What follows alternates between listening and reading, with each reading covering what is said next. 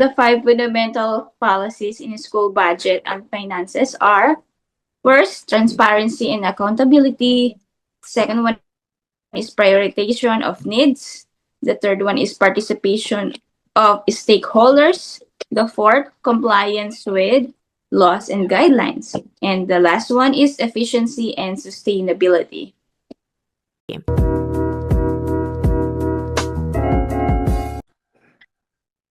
Hello, and welcome to another episode of Marites Talks podcast. I'm Hannah, and I'm joined today by my awesome co-host, Ma'am Melvinia, Ma'am Ella, and Ma'am Mary Joy. In this episode, we'll dive into something let's not often talk about, but plays a huge role in education: school budget and finances. That's right. When people think about schools, the first thing that comes to mind is teaching, lessons, and exams. But behind all of that is a very practical question, which is where does the money came from and how is it managed? Exactly. Schools don't just run on chalk and books. They need resources, facilities, salaries for teachers, and even funds for programs and extracurriculars. That's why having fundamental policies in budget and finance is essential. That's what we're going to explore today. We'll walk you through the five key policies, share examples, and even discuss how they apply to real life school situations. So, whether you're a student, parent, or an educator, this will give you insights into how schools manage their money. Start with the first one: transparency and accountability. Basically, schools need to open about how they spend their funds. Okay, yes. For example, if a school receives a 100,000 pesos from our government, there should be a clear reports. How much went to teacher expenses or the monthly bill in our schools, classroom repairs, or student activities. This prevent corruption and builds trust. I remember in my old school, the principal would actually post the annual financial report on the bulletin board. Parents and teachers could see the breakdown. That's transparency in action. And accountability means there are consequences if funds are misused. If an auditor finds irregularities, the school administration has to explain or even face sanctions. Like what we are experienced as students, if we're given allowance, our parents expect us to spend it wisely and sometimes even ask for receipts. Yes, right, ma'am. And exactly, transparency builds trust and accountability ensures the responsibility. Moving on to the second policy, prioritization of needs. Schools have limited resources, so they must focus on the most urgent and essential expenses. And for instance, if a school building has a leaking roof, fixing it is more urgent than repainting the walls or upgrading the school garden. So safety and learning conditions should always come first. Another example is technology.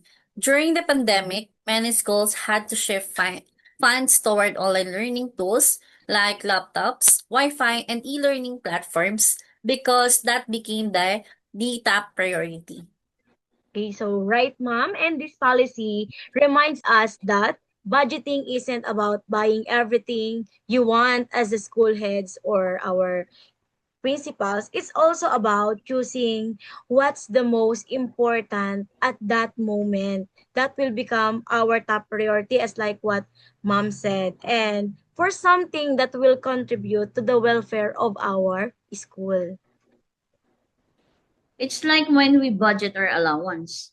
Do we buy snacks every day or save up for a new book we really need? Schools face the some kind of touch choices, but on the much bigger scale. So now let's talk about the third policy, which is participation of stakeholders. This means that budget decisions shouldn't just come from the principal's office. Yes, parents and teachers, staff, and others, sometimes even students, are consulted. This makes sure that the budget reflects the real needs of the community. Okay, so for example nga po nun is, parents may point out that the school canteen needs better equipment, while the teachers might also highlight the need for more teaching materials. Both voices matter.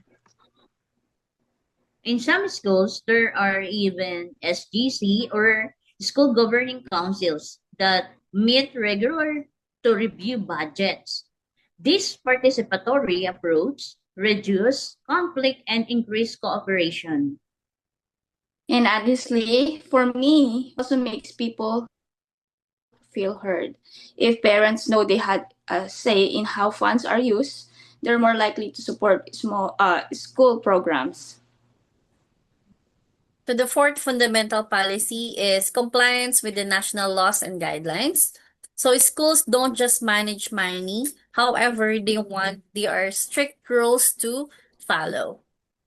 In the Philippines, for example, the Department of Education issues guidelines on how schools should spend their maintenance and other operating expenses, or the MOOE. And the Commission on Audit checks if these funds are being spent properly. So there's a whole system in place to prevent misuse.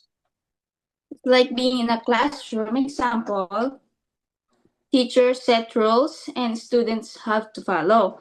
So schools are for the students here and the government acts as the teacher, making sure everyone follows proper financial discipline. If school break these rules, they could lose funding or face penalties. So compliance isn't just a formality, it's essential for survival.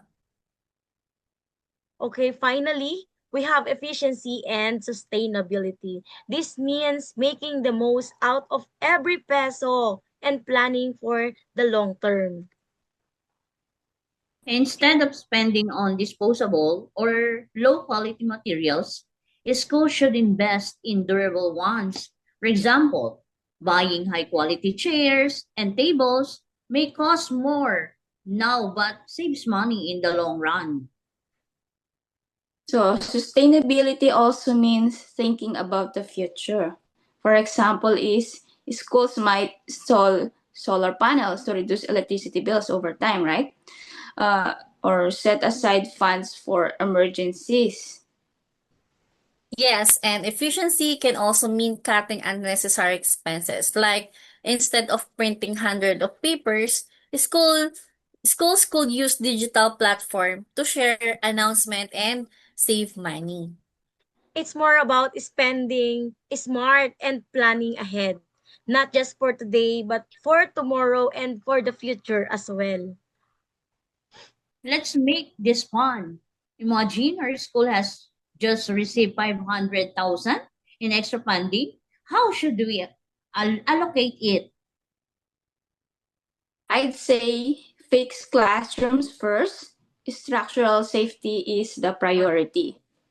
I'd invest in new computers for the library. Students really need updated technology. But don't forget teachers. Maybe allocate funds for teacher training and workshops to improve the teaching quality. So these policies make sure schools use their resources wisely and provide quality education. And while they may sound technical, they actually affect us all as a student, teachers, and parents. The next time you see your school financial report or hear about the budget meetings, remember these policies are what keep the system fair and effective. That's all for today's episode of Marites Talks podcast. Thank you for tuning in and we hope you learned something valuable. Don't forget to follow us and for more educational discussions. Okay, See you next episode. See you in the next episode. Bye bye.